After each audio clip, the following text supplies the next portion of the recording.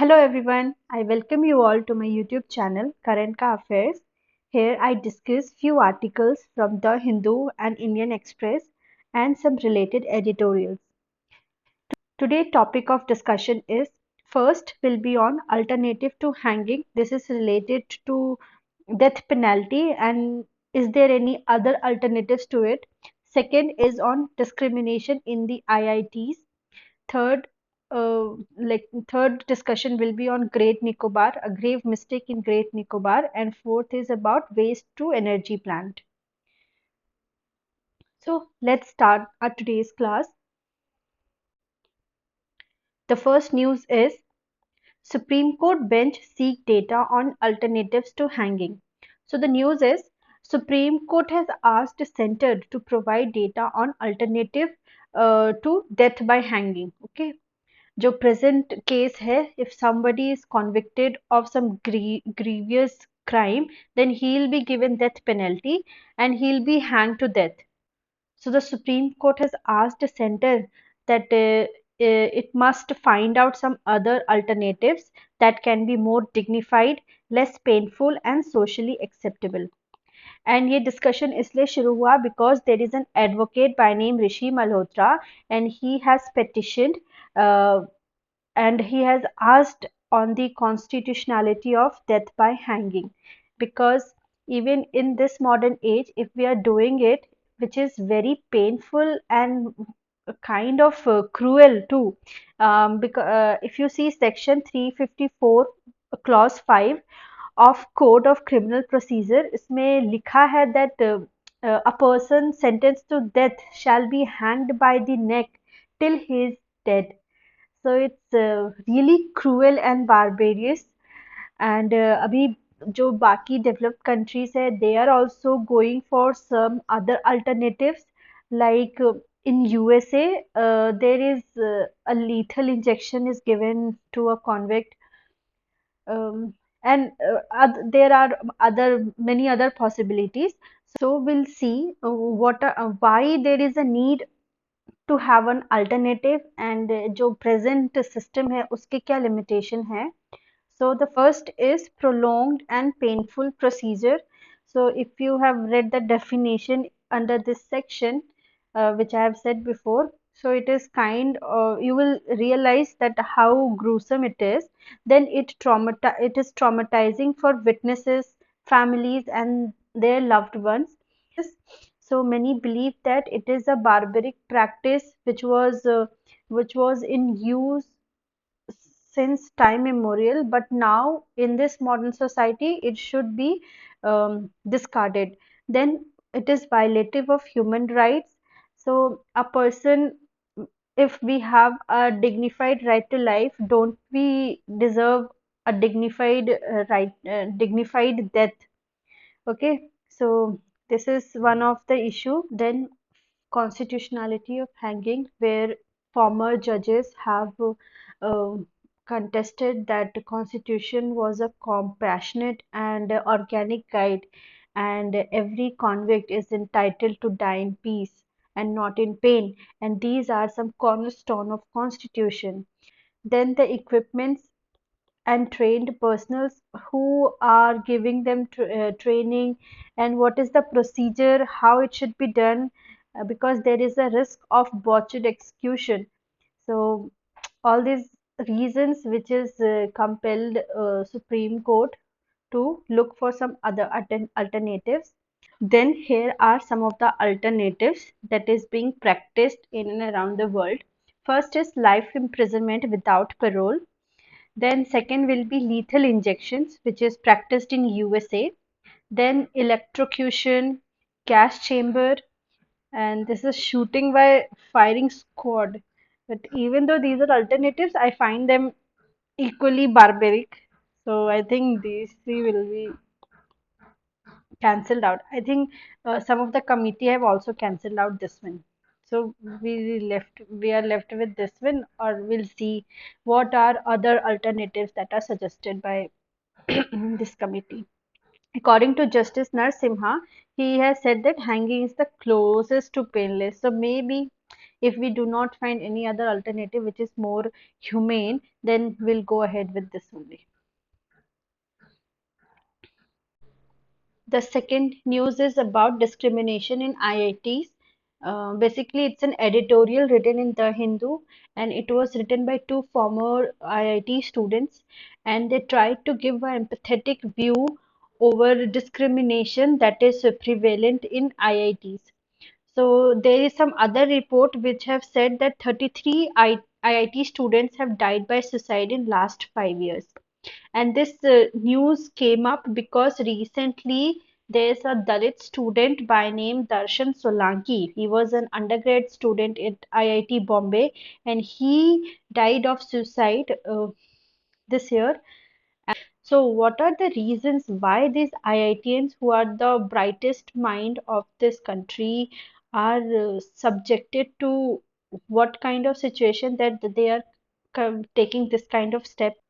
The first is academic stress.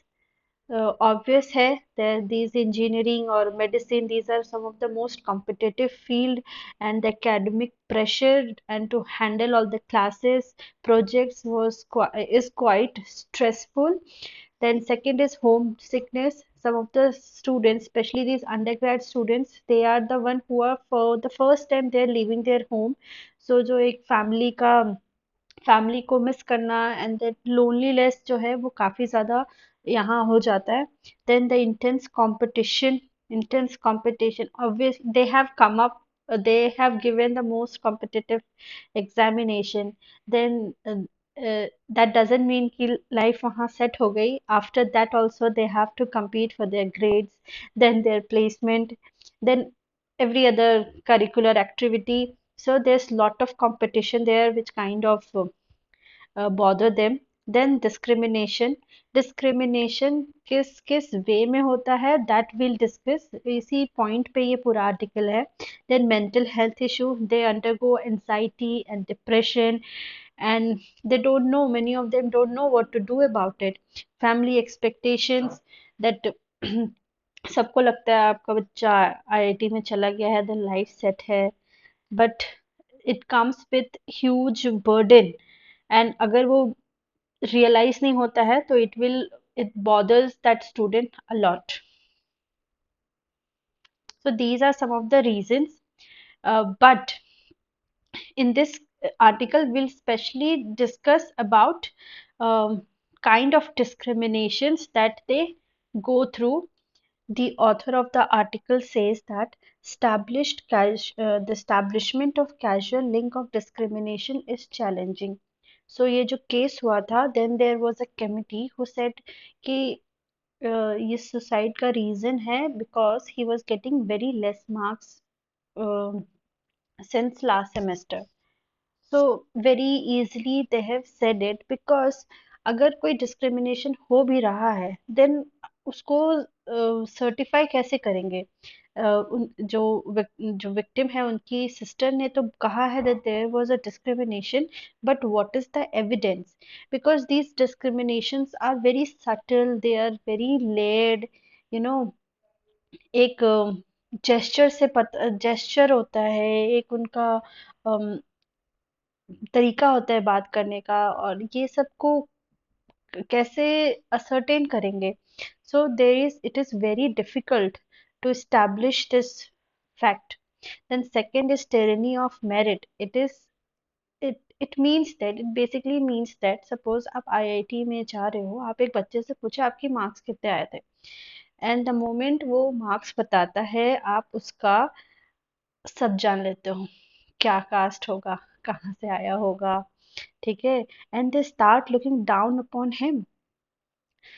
they butcher, they kind of dismiss every other hard work of that person just because he was of certain community and he got through that exam by few marks. So this is what tyranny of merit is. Then various graded inequalities are found in IITs, like undergraduate students are more superior than postgraduates, okay, because of this competitive exam. Then the branches, ठीक है, आपका branch कौन सा था, that उसमें भी एक hierarchy kind of है। तो these are other discriminations. Then language barrier, okay, जो भी क्लासेस होते हैं they are all in English. sometimes it is very difficult for a person who had his schooling from Hindi medium, they cannot catch up to that, and this and because of this sometimes ऐसा होता है that their grades start coming down, and the moment उसके grade कम होने लग गए, you know, the stigma of bad academic performance, this is not because he is not hardworking, okay, it is because there are some other factors which come to picture. But the moment उसके performance कम हो रहे हैं, and then they start commenting. Issue related to this is choice of branch. Sometimes you get branch based on your ranking, okay. So when you find out that I you might not be able to do much after this, you start looking for other possibilities, ठीक है। तो so there is a chance that your grades will go down, okay, but ये जो grade को कम करना, पर ये जो ग्रेड का कम होना, that is less stigmatised for a person who is from upper caste rather than जो SC ST से होगा, okay. So it's not just one thing. You judge a person based on that merit, okay, that one rank, that one marks, but you fail to recognize the other factors of that person. So these are some of the issues that this article have highlighted. Now we'll discuss about this news, a grave mistake in Great Nicobar. So it is about Niti Aayog's plan of holistic development of Great Nicobar. So it is a brainchild of Niti Aayog, and it is about to create these four um, mega projects, which are International Transshipment Port (ITP), okay, then International Airport, Power Plant, and Residential Township.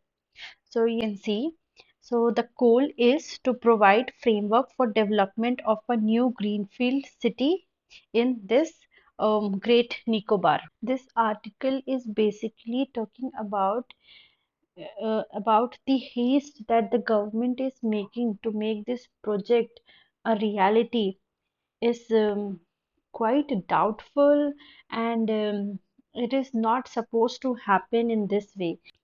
But this time, if you see the September to 2020, when we were under a pandemic, um, Niti Aayog initiated a plan to prepare, initiated the process of preparing a master plan for this holistic development of Great Nicobar Island. By March 2021, AECOM, which is a consultancy agency and very little known consulting agency, released report, and by April 2021, this Ministry of Environment and Forest की जो by December 2021, see the haste, ministry also placed the draft environment impact assessment in public domain for discussion, and they see March 2022 the final report आ गया, and October में in principle they have also gave the clearance to clear 8.5 lakh trees. So इतनी urgency, इतना haste में they are doing this work, और जो ये जो reports जो सबमिट हो रहे हैं ये सारे अप्रेजल कमिटीज के, they are either labeled as specifically for government agency to be read. So these are the things, and there are many wrong informations have been given in these reports, but still they are not being shown in public domain. Now, here are some of the concerns related to this this project, which this article highlights. First is ecological concern. Um, like the government has already given a clearance to fell the trees about 8.8 lakh, and this is like it will clear around 100 130 square kilometer of land.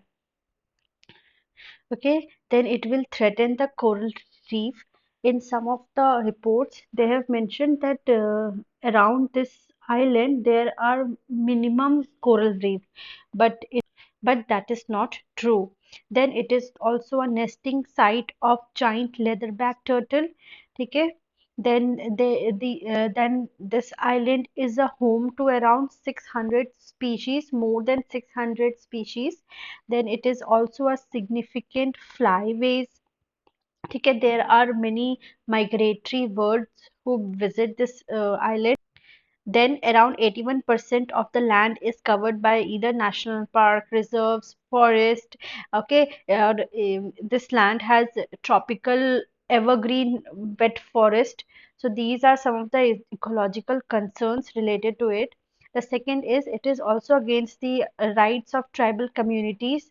Um, these tribes like Champagne Nicobaris, they are directly dependent on the forest present here, and they live in a complete harmony with the forest.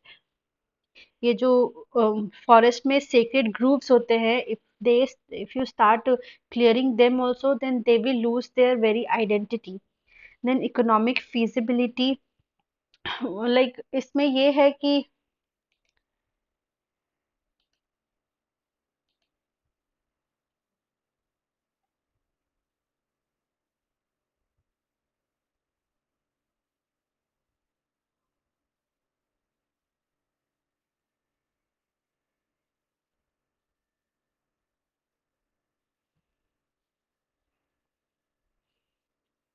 now the next is economic feasibility. This is about whether these uh, the new economic activities, are they in compatibility with the economic activities in the past.